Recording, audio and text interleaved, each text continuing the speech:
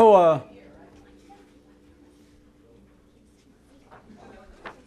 just listen. Here's the way this was written. Okay, go ahead. One available and frequently used egress is the slow-witted can always act pious and see what happens.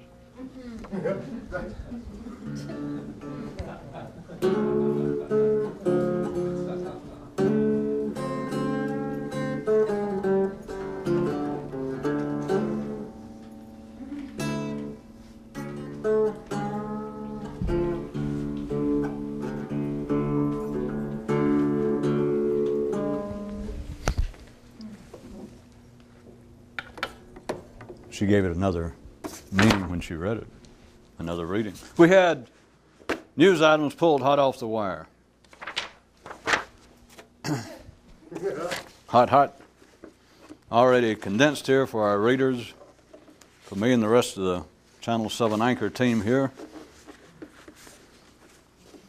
We'll engage in friendly chit-chat later. I personally don't like any of them, but we'll do it. It's in the contract. First, I'll go ahead and read the news. I guess that's the most important thing. You have to be able to straighten that and look serious and intelligent, as though you have some idea what it is that you're reading. Okay, serious. That's like that. Here we go. At the local level, life works like this. The orchestra is told that the piece is written in E flat, but then it is conducted in A.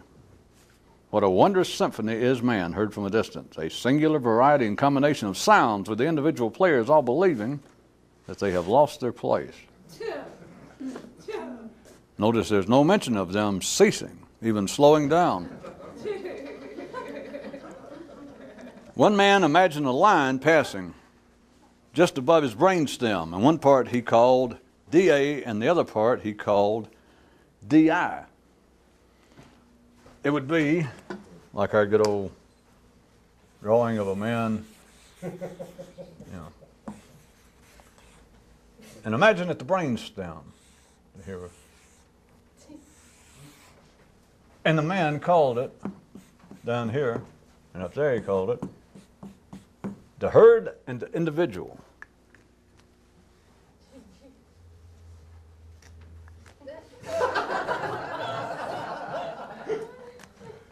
Oh, I forgot he's married.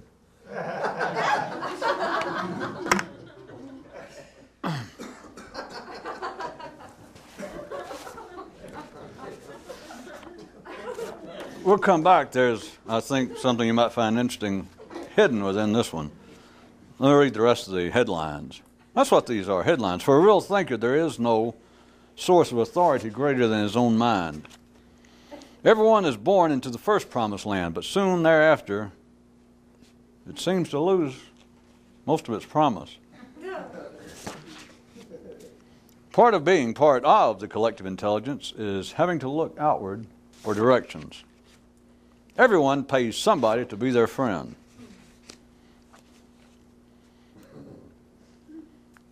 Due to a certain local phenomenon such as spills, bleed-throughs, all you people know in printing, even happens in tape recording, but bleed-throughs.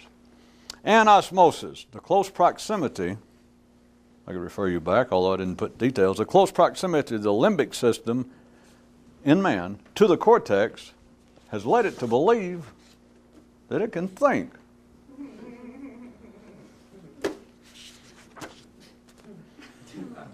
A machine that won't make you mad ain't much of a damn machine. I seriously don't think that's the end of that one. Men got the idea for bulimia by observing the normal operations of collective intelligence.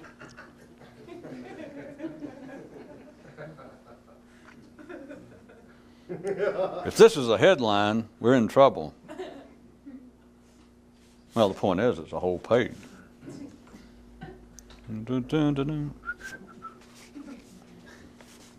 A man who will tell you how he feels doesn't feel good. There is no shortcut to stupidity. examples are to point blank reality as personal anecdotes are to actually having a life. Men have, quote, personal body functions just so that they'll think there's at least something that is personal about them.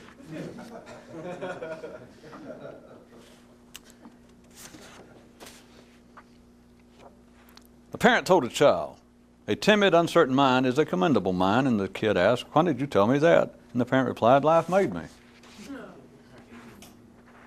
People who enjoy discussing their hormonal-based thinking seldom get around to ever discovering thinking-based thinking. This, I don't know whether this, I don't think this is, I'm not sure this is, I didn't want to upset anybody. I don't know whether this is actually a up-to-date contemporary news item or if it has some sort of historical significance. At any rate, as he looked out on the cerebral life of the Seven Hills, a certain man mused, if the plebeian, intellectuous populace does accurately reflect man's full mental potential, then intellectually what I am attempting, compared to their collective version of it, is to Brutus, politically speaking, as Brutus is politically. What I'm attempting to do individually, the guy says, is intellectually compared to what the collective, their version of it, is as Brutus is politically to democratic change. It's known not only in Rome at other times, but sometimes in Chicago, it's known as instant election.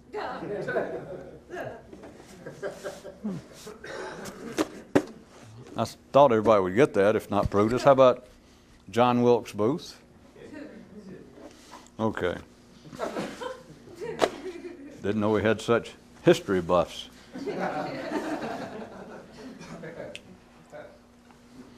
Let's see, where were we? All right. How about that item? It was a guy. It was a fair, I think the news item probably was sort of metaphorical, but said that there was a man who drew a line, or imagined that there was a line drawn through him right above the brainstem. And he thought of himself, obviously, sort of as two different creatures or two different processes. And below the line, he thought of as being the herd. And above it, he thought of as being the individual, the man. The point left out of the story, I would say the key point is this, that life draws that line. This man, if there was really any basis, if this actually happened, you would have to give the man some credit for having said that, for having imagined it. But the man did not draw the line. Life draws the line, and therein, Horatio, lies the rub. Life draws the line as to what seems to be the herd and what seems to be the individual. But there is, in fact, even an additional rub. That life doesn't put it to man in exactly those kind of direct terms. Now, life makes all thinking creatures, which all we have for an example here, which we'll have to make do tonight, is man.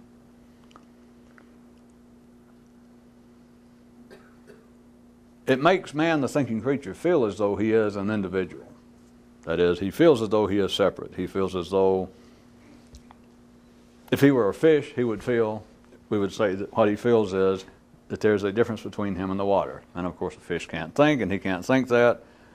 And if a fish could think, it's still problematic what he would think. But you understand the point is you have to feel, you have to think that I am not my environment. We are not merged in some manner to which I cannot distinguish me between not me, between myself and the environment, between me and especially other people. So life, you could not even think unless that was a part of the thinking process, and life draws this line for you. But then the part that I said was sort of a rub and sort of a trick, life makes you feel individually. It makes you aware of the fact that I am an individual, and it also makes you believe at the first level.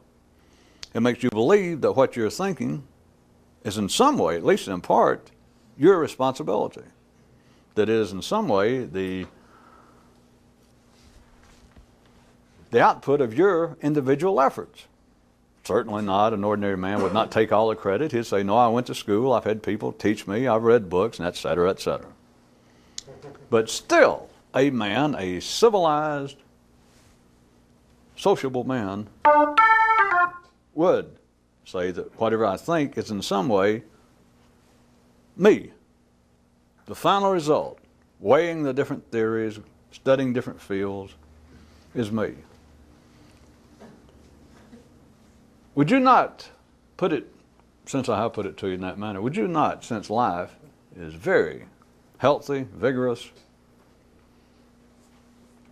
can beat everybody in the world, can sit down with one eye closed and play around a large table, play draw poker with 5 billion people, and cheat every damn one of them, and they'll never know it. All right, beat every one of them. How about that? Simultaneously. Or do you like it better play 5 billion games of chess with both eyes closed, and its hearing aid off, and its wooden leg at the cleaners, and beat everybody? All right, once you accept that, would you not then consider the possibility that life has a vested interest in this land? Put to you another way, would you not, aren't you smart enough and grown enough now to accept the fact that life will pull it on you? No. Of course, you've got to be to see it because other people can't see it. If you can't see life's pulling it on you, it's all irrelevant. And therefore, life can continue to pull it on you. Like those kind of news items of saying that once a man will accept the fact that he is in prison, or once a man will accept the fact that he's not in prison, either way. If he'll accept that, then life, or the guards, can walk away. You don't ever have to come back and check. You don't have to lock the door. You don't have to come around and rattle the door. You don't have to keep sticking the key in there, look in there and holler, are you in there? The 5 billion people are still in there. So would you not even consider the possibility that life has something less than a completely ingenuous basis for this line? All right, I'll be blunt. That line doesn't mean squat. That is a bigger trick than the, look at my hand, there's nothing here, and watch this that's child's play. But as long as you believe that there is such a line and that you in any way participated in it, then you're helpless. I say helpless on the basis that you will never be able to distinguish in any way, assuming that it is possible that a person can think in the kinds of ways we've been talking about, whatever it means, non-combatantly, think in a nonpartisan way, think impartially, which is the weaker of all the descriptions, to think for yourself, think individually. Whatever validity there is to that, any possibility, you can never get close to it so long as you think that there's some version of it already in operation and is natural, which is how you're born. This line would be meaningful if you did it for yourself. But once you see, I didn't do it for myself. I always thought I had. And where did that come from? Well, you remember when the doctor slapped you? Yes. It's kind of a trick. He stuck his finger up your nose and right in your brain. Just as soon as you could begin to really think and talk, you thought, I'm sort of my own man.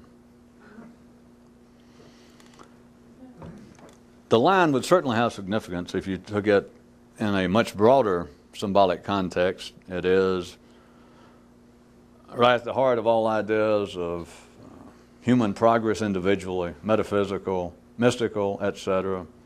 That is the point.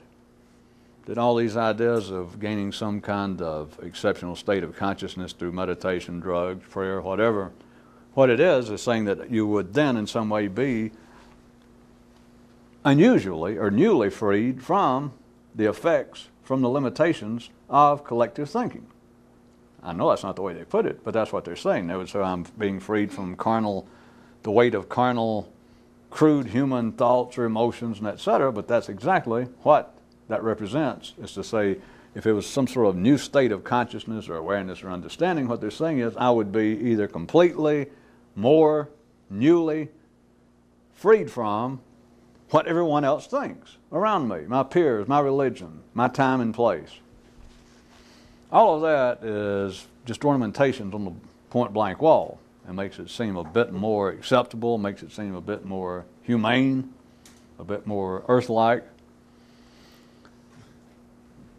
But once you realize that you had nothing to do, no matter how you feel the division between the herd and the me, that yeah, there's parts of me that's obviously tied into herd thinking.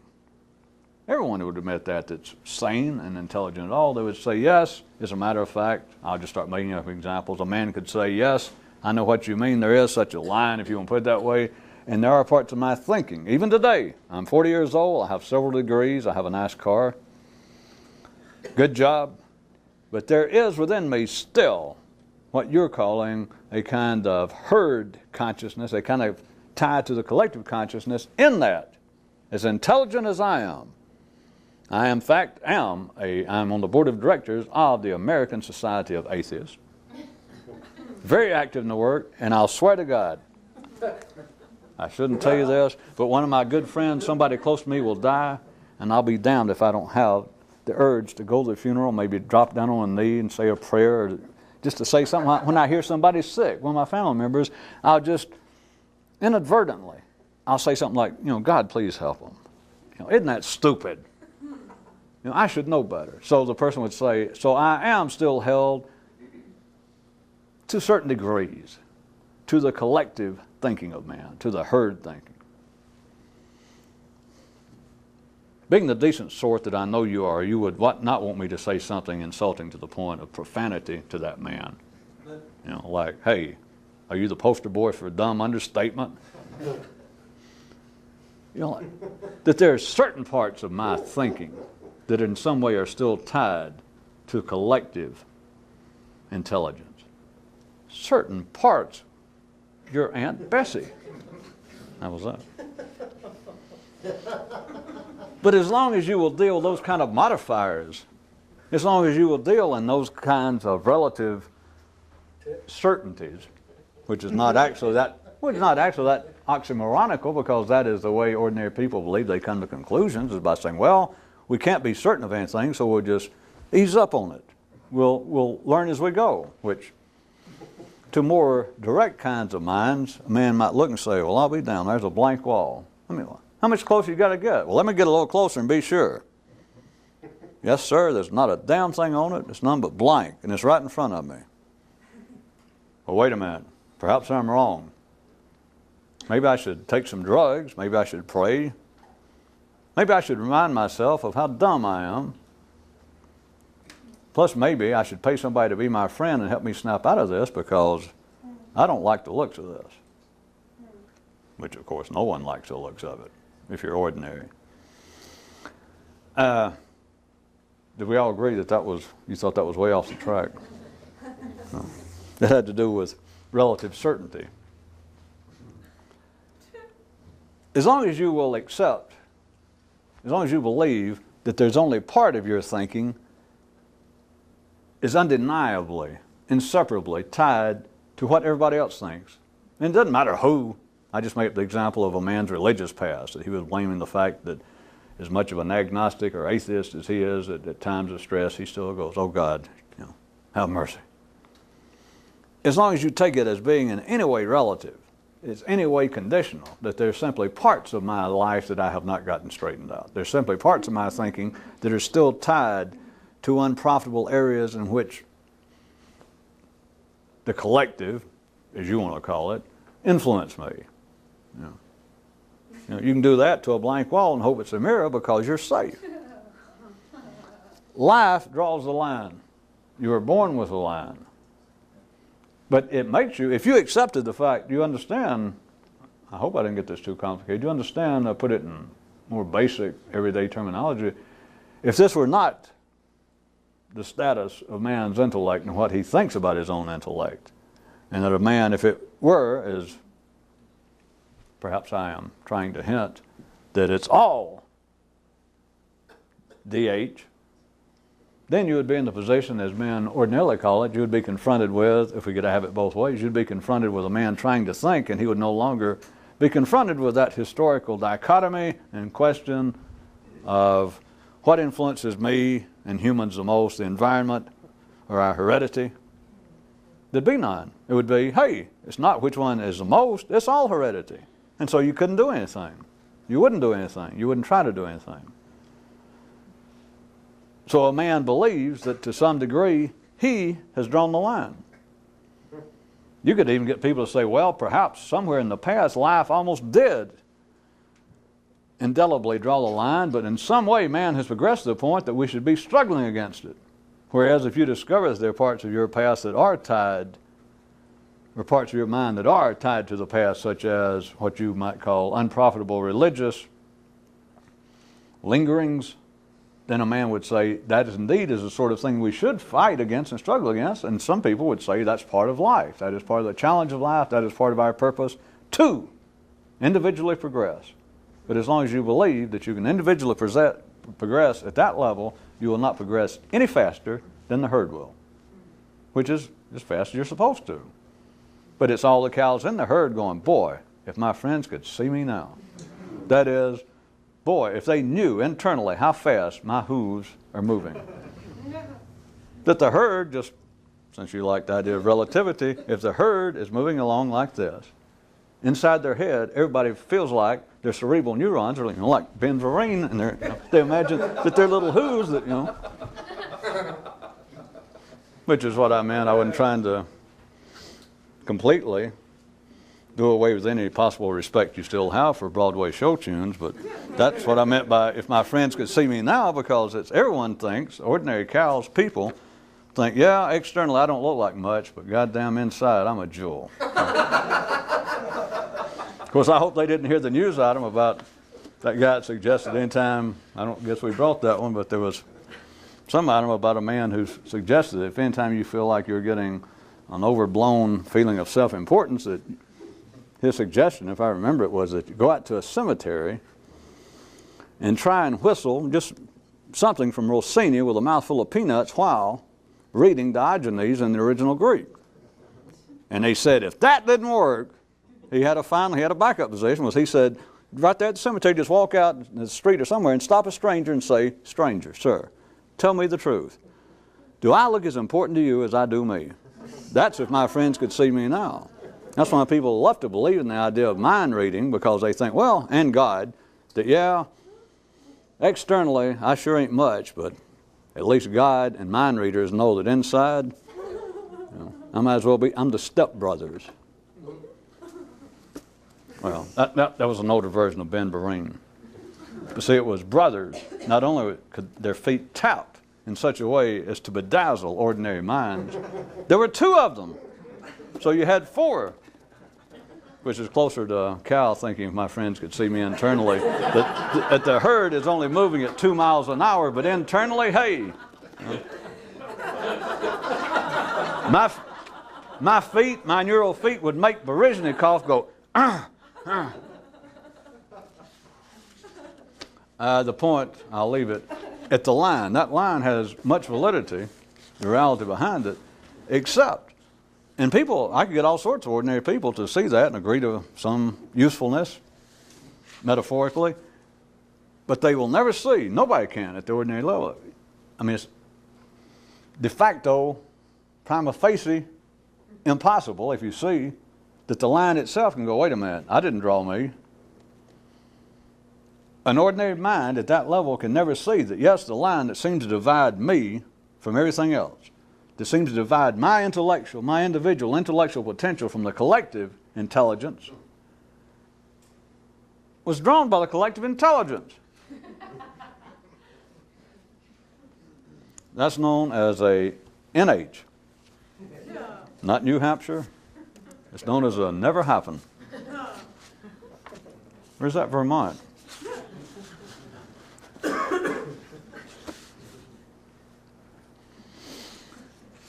Well, I guess all we can do is just start going through them again, a few of them, and see if anything fits with that.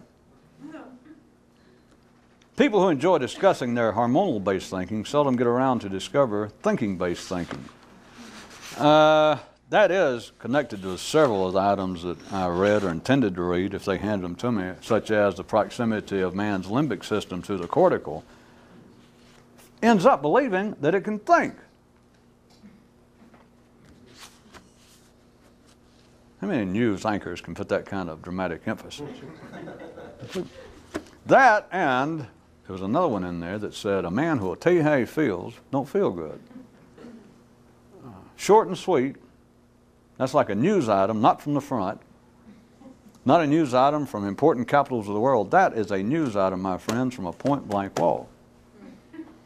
A man who will tell you how he feels, and you ought to stop. See, an ordinary mind won't stop and think, well, there's got to be a comma there, or what is going to follow that has got to be a compound sentence. There's going to be a man who will tell you how he feels, blah, blah, blah, comma. But there's got to be there somewhere. A point-blank wall does not screw around with modifiers. A point-blank tree does not say, I'm not lighting up until they bring some of those little things to hang and some of that snowflakes.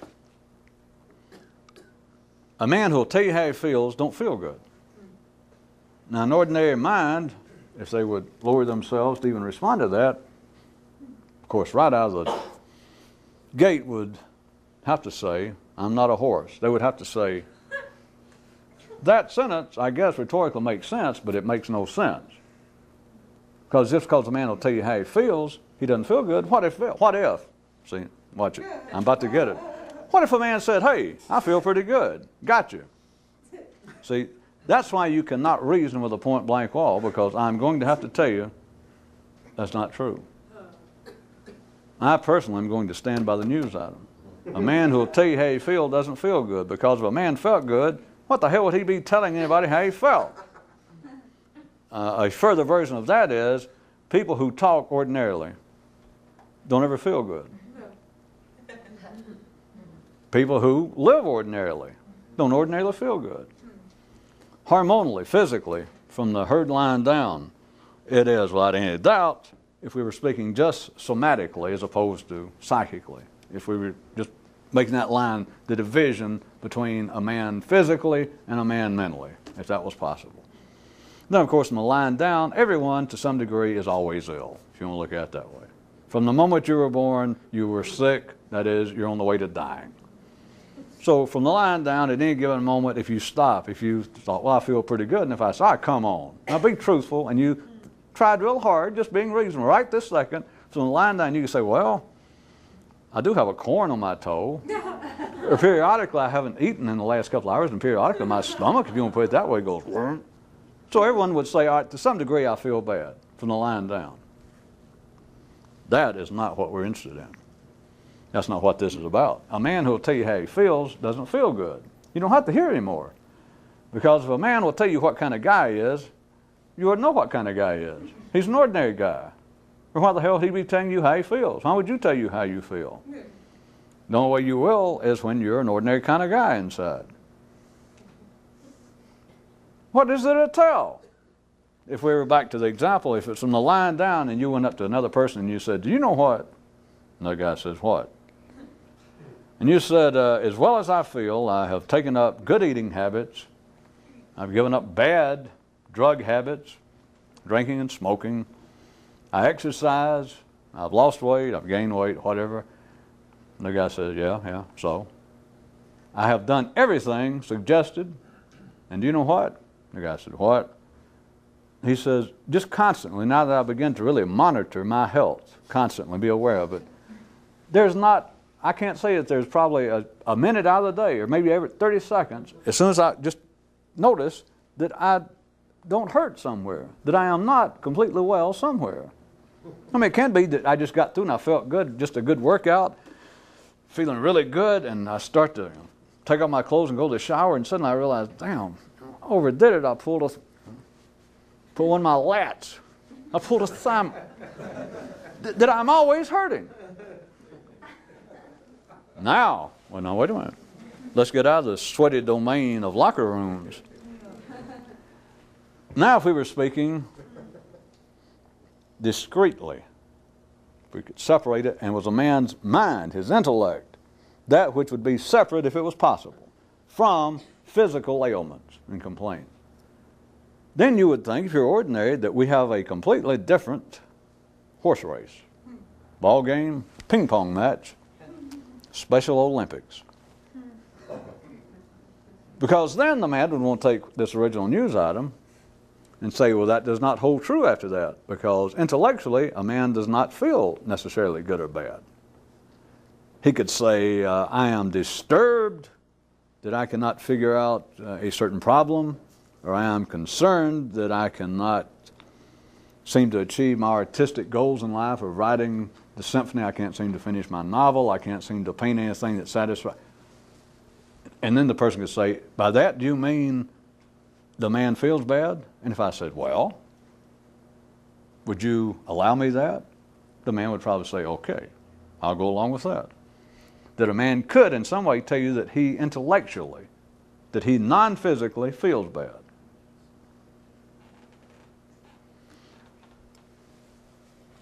If I got such a person to go along, and then I referred him back, and I said, all right, now back to the item. A man who tells you how he feels bad. Then the same person would want to say that, as always, we've gone too far. Because even if we grant that a man could non-physically express feelings of displeasure, of illness, discomfort, irritation, he could also just reveal otherwise. He could say, hey, boy, I'm glad to see you. You know that novel I've been working on for years? Yeah. And I couldn't get the ending. It finally came to me. It is a masterpiece. I hate to say it, but there is no doubt my life's work, my magnum opus, is a fait accompli. What the hell is it? Well, I used to know him. He didn't know terms like that. At any rate, so the person could say, got you. Because if a ordinary mind, if a man's mind was discussing matters non-physical, and he told you how he felt, then it would not necessarily have to be bad news. Because, to use that example, he could report, I feel good. Of course, I hope James Brown didn't hear that kind of blatant artistic thievery. But it is not true. This is getting very complicated, but it doesn't matter. Or maybe it's not.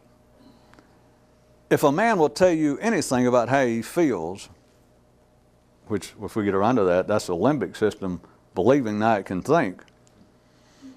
It bleeds over, it works several ways, such as the definition of a drunk being somebody too cheap to go to church. But for those with a taste for the bubbly, you may reverse the definition. It works either way. So the limbic system, being so close to man's cortex, has come to the point that believes it can think. But those of you that enjoy a sip now and then from another direction, may reverse that, whether we get to it or not. So you have people saying that it would be fair for a man, back where we were, for a man to express how he feels and it be a positive feeling, non-physically, such as I am pleased with what I have done artistically, intellectually. When I was threatening it was getting too complex, which I know is an idle threat with people of your ilk, would be, if you can see, no matter what artistic abilities you had, no matter what you seemed to have accomplished, no matter how it pleased you, that you sat there and you finished your novel, or you painted something, or you, whatever it was, and it pleased you, you thought, this is it. If you go tell somebody, I must point this out, it didn't please you quite enough. Because if you felt good, you wouldn't need an audience. I know this is antisocial, but I don't give a goddamn. What the hell do I care whether you think it's antisocial? Screw you. You see? It has nothing to do with you and me. It's inside. Anybody who can think about that. Anybody who can really think can think about it and tell their limbic system, shut up, fool, because it's going to complain. This does not mean if you had a real friend that you didn't have to pay too much, that you might not let on, that you might not hand him or her the manuscript. and that they might or might not go, okay, I'll look it over, I know what it is. But if you have to go find an audience, this has nothing to do with collective, ordinary civilization, because it's running just like it should, and it's very necessary, and a good thinker, of course, will fit right in and fake when he looks down at his part and it's called for. Doesn't matter whether it's Rossini, Wagner, well, okay. He will fake his part. My, what a lovely dress. Oh, what a beautiful pic. Did you paint that by yourself? But if a man can think, you've got to realize, notwithstanding the fact that you might have a friend who is a thinker, and plus, and on that basis, such a dance does not count against you. They don't put it down on your scorecard. But if you are ordinary, if you're operating at the ordinary level, if you're pleased with what you have done, whether it be a painting or a thought, which, if you recall a recent news item, the progenitor, real art is thinking. Everything else is derived therefrom. If what you have done, whether it be a thought or something less, or something more physical, if you're pleased with it and you still require an audience, and an audience is one other person. When you get good, an audience is, I knew you was afraid I'd do this, is your damn self, the other half of your brain, that you have to point to yourself what you've done so that you can go, am I something or not? And the other side of your brain, if it had any sense, it'd say, hey, I just walking past the cemetery, I don't care what you do.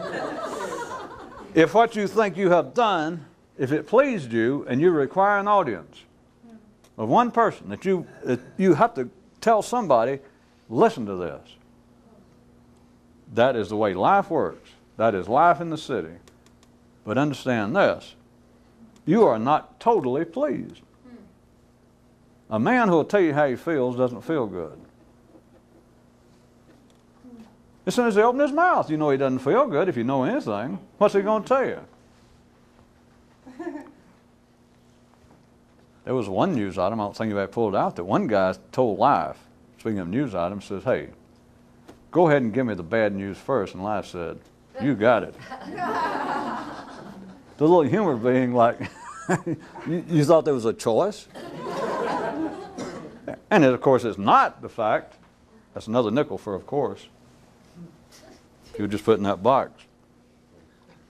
It's not the fact of actual bad news, but it's the same thing we're talking about. If you require any verbalization about what's going on, the verbalization will end up, if you ever see it, and even if you're an ordinary person and don't see it, on your deathbed you'll see it.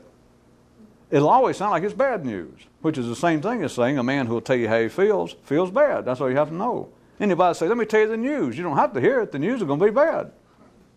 And it's not just men. See, that was the news item about life. Because if you took that, if you understood that anytime you ask a man, what's the news of the day? Another man, the news is going to be bad. If you take it a step further, you could say, well, a man tried to expand his investigation and considerations of things important. This man went to the source. He quit asking other people. He discovered all news seems to be bad. If you ask a human what's going on, they almost inevitably will give you bad reports, bad news. So one man decided to bypass the middleman and went directly to Life and says, let's get over with it. Give me the bad news first. And Life said, you got it. You understand? There is no choice. Even if you could get Life to talk to you, if you could make Life talk that directly, which it does talk, but it sings at a different frequency. But if you could, and you could make Life talk, then Life would be in the same position as this news item. If suddenly you got Life, and it said, all right, I'll talk to you. What it's about to do is tell you how it feels. And it feels bad, or it wouldn't be talking to you. Which, for all the rabbis and priests and shamans and everybody in the audience, I don't make you feel bad, but you might consider, wait a minute, is that where religion came from? If you can make Life talk to you, what is going and tell you how it feels, which of course other people, ordinary people, call it God and stuff like that, what does it say? You don't have to be sarcastic or take all these dramatics. All of you have taken some glance at holy books of different religions. What's the news? Well, I'm going to have to tell you the truth, son. It's not good. It is not promising. Is that not the message? Oh, I know down at the end somewhere, next to the election box, it says, there may be a way out if you'll, do the right thing. But the news is not good. When the gods talk to man, what is it? Every man on this planet, be sane, apparently semi-sane. As soon as they say, God's talked to me, if you got any sense, you don't have to say, well, what'd he say? Not only is it going to be boring and the same old thing, but if you take it on just a broader sense, like, God actually talked to you? Yes. And the guy looked sane and everything else, and he thought, well, this is unreal. What did he say? I'll tell you what he said. No matter what the words were, no matter what the language, what he said was, things are not good down there. In other words, it's bad news. If life's going to talk to you, it's going to tell you how it feels. And how does it feel? It feels bad, or it wouldn't be talking. A man who will tell you how he feels bad. Now, if you'll get to where you talk inside, what do you think about you? What do you think about how you think? What do you think about what you are? What's the news when you tell yourself who I am? Is the news good? Give me a break.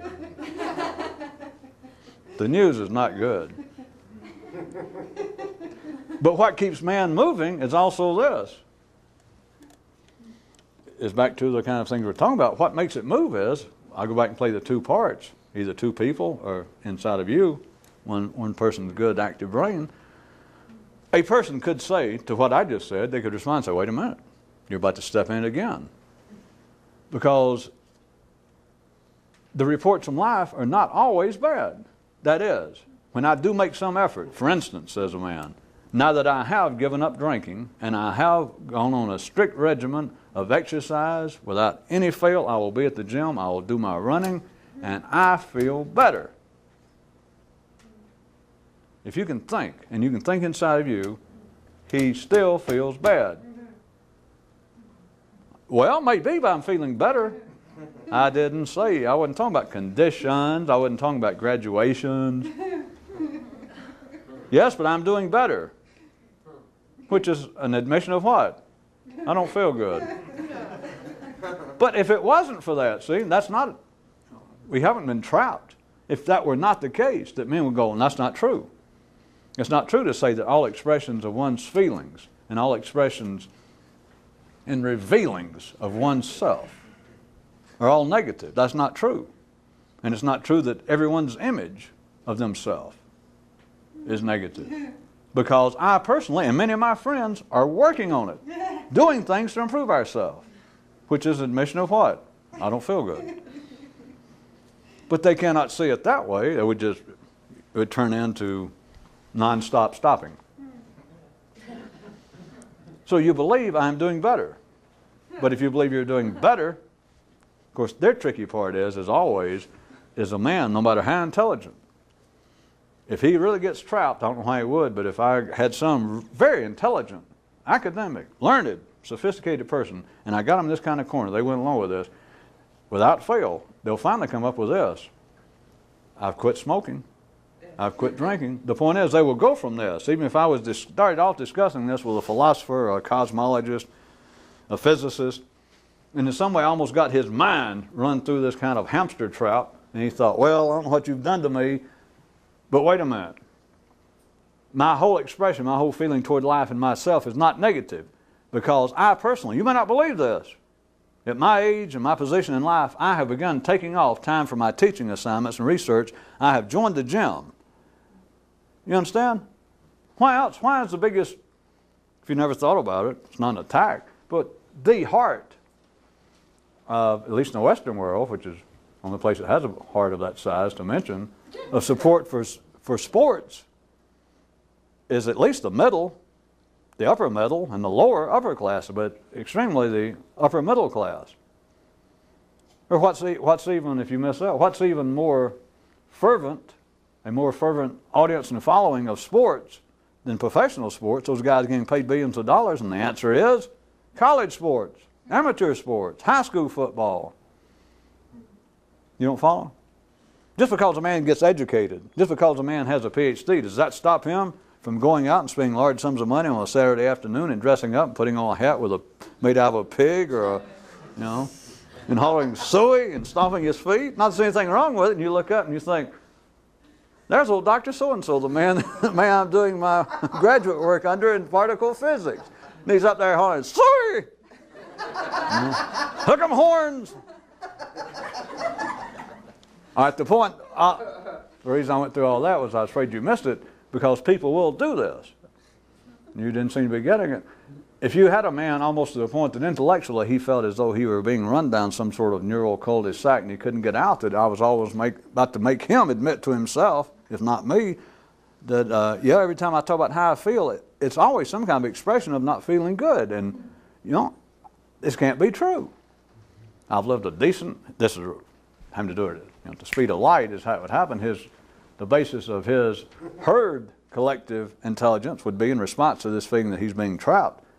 Was here he is, he's 50 years old, he's the head of the physics department, he's, you know, got degrees here and there, he's got a, you know, half of a Nobel Prize and this and that, and so you can't be doing this to my mind. It's not the fact that I haven't done anything in life and that everything I've done, even my admirable, commendable, publicly recognized achievements were nothing, and that there was still some kind of admission I'm not satisfied, because when he gets trapped that far, which people could go along with it, that's when they will fall back to what I was trying to tell you, the head of the physics department up there hollering, "Hook 'em horns," is the man will say, "Oh, all right, wait a minute. Everything about me is not an expression of my dissatisfaction with me, because I have quit smoking, I've quit drinking, and I've started going to the gym." The point is, remember, the dense, the ordinary cows in a herd are never stuck for an answer. If they are, they put them, they take them off the main train and they put them in the express to Chicago. The dumb have all the answers. The ordinary have all the answers. There is all the answers. All of the answers necessary exist at any moment in the collective intelligence of man. And if you're part of that, you're tied to it. And the idea, well, I don't know the answer to everything. That doesn't matter. Are you stuck for an answer? No. So that shows that you're plugged right in. You're part of the herd. You can be thinking, well, if I'd had better circumstance, it would have been like 5 little feet.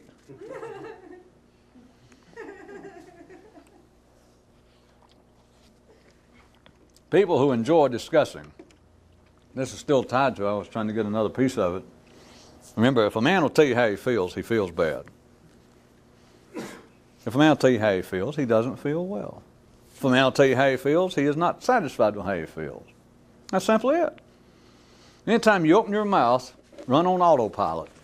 Anytime you open your mouth and you do not purposefully, willfully have some control, you should be gagging on some, over what you're about to say, what you're about to say is, I don't feel good. I don't care what the words are, it is your own nervous system making whining sounds. There was another news item that said that if a machine that won't make you mad is not much of a damn machine. Would anybody suspect that had nothing to do with blenders or an automobile? Or anybody that does not get mad at the normal operations of their mind, then they will certainly never get that news item. A machine that doesn't make you mad ain't much of a damn machine. A man who is not, and mad of course is another nickel, very fast. To say make you mad, there's a different kind of mad. It would be like a real thinker being able to be angry without actually being mad. So it's not that, it's not directed and it's not personal. But a machine that doesn't make a real man, a real thinker, a potential thinker, a machine that doesn't make him mad is not the right kind of machine. Put to you another way, a man whose normal mental operations do not annoy him somewhat simply does not understand the nature of his normal mental operation. It's that simple. Of course, once you see it, another nickel, there's nothing to be mad about after that. It's just, and there's nothing to the rest of your life, or for another 5 seconds to go, my God, my mind is like some kind of machine and I am mad about it. Good. If you ever hear the man mention it again, no matter what he says, he's telling you this, I don't feel good. He's also telling you, once he realized that, we'll have to throw in another one with this guy. He's also telling you, I don't feel good, and I got a blender for a brain. People who, still tied to all of this, people who enjoy discussing their hormonal-based thinking seldom get around to discover thinking-based thinking. What is it ordinary people talk about? Their hormones. Oh, they don't call it that, but they're always talking about their underwear. They're always talking about their privates. Oh, I know they clean it up. And they sound like they're talking about social position, illness in the family, how flabby my thighs are getting since I've got over 35, how little I'm appreciated at the workplace. But it's all hormonal based. It's the same kind of things that animals would talk about if they could talk. And that's it. That cows, wolves, hippos are fairly sociable. I'm just trying to drag in other examples. That's exactly the kind of things they would talk about, and only those things, if they could talk. Go to a cocktail party, and there's nothing there but the heads and assistant heads of departments here at Cambridge. And what will they be talking about?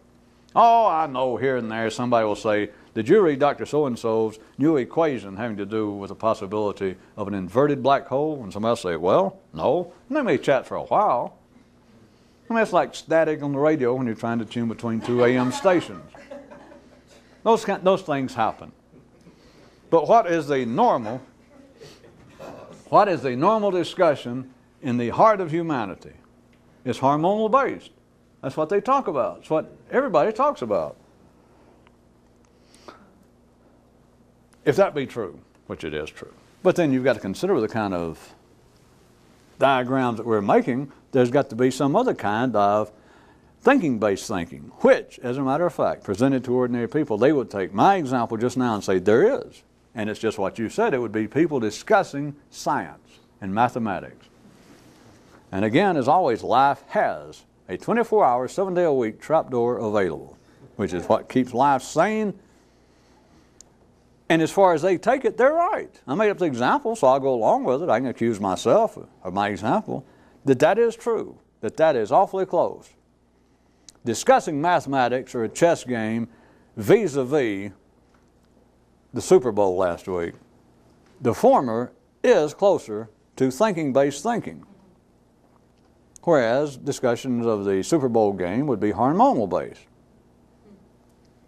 But the discussion of mathematics, of science, even though we could admit that it is, relatively speaking, thinking-based as opposed to hormonal-based in the situation regarding the Super Bowl, you're still left with this once you get past worrying about, hey, is there still a trap door open? Yeah, there's a trap door open, so what?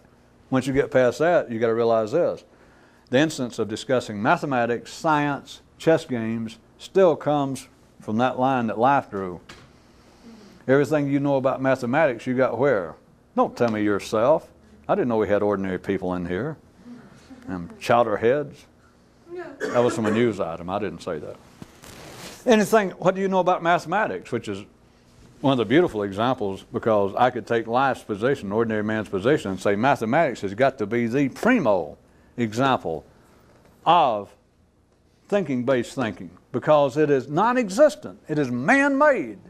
It has nothing to do with hormones. Doesn't that sound like I have just, talk about putting somebody in a corner, I just put me in a corner. All you got to do is be able to see with another eye, just slightly different. And what they're attempting to prove is just the opposite. If there's anything that's not individually, intellectually based, it would be mathematics. I was afraid of that. All right, did you think it up? Well, no. Did you in any way think it up? If you can see that, you would come, relatively speaking, since we're speaking relatively. How's your aunt? You would come closer to telling the truth to say, all right, I almost made up the game of rugby. Now, not all the details and all that, but when I was a kid and I never knew anything about it, I almost made up. Or you could say, I almost made up sex. Now, I know I didn't, but there's this little girl that lived next door, and I said, I'm not sure what a doctor does, but do you want to try to play it? So I almost made up sex on my own. You'd be closer to say that than you would to say, I almost wrote mathematics. You didn't play one part in mathematics. If you had been left wandering around, if you can see this, raised by a wild pack of hippos or wolves, according to whether you went through this unfortunate experience in France or in Kenya.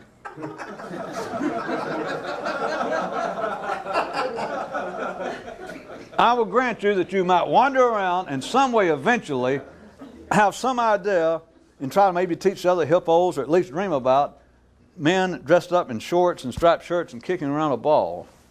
You might. But wandering around those conditions, you would have never come up with any idea of, I wonder what 2 plus 2 would be.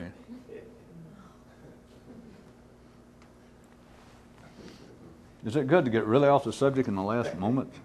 In other words, the very thing that would seem to be something resembling, I started off with science and mathematics, I was saying that ordinary minds, based on this, would say, in regards to this news item, that as opposed to hormonal-based thinking, we do engage in some thinking-based thinking, such as science. And then mathematics. If they thought for a second, they'd say that's even better because it is pure science. It is pure, non-physical, therefore non-infected by man's hormonal, crude animal desires. And that would be their proof. They could go, ha, and walk away. But it's ha in another way. It is hormonal-based. It is not thinking-based. Not when you understand that there's only one kind of thinking that we're talking about around here, and that would be something that resembles independent thinking. And you would have never come up with mathematics. Never, never, never.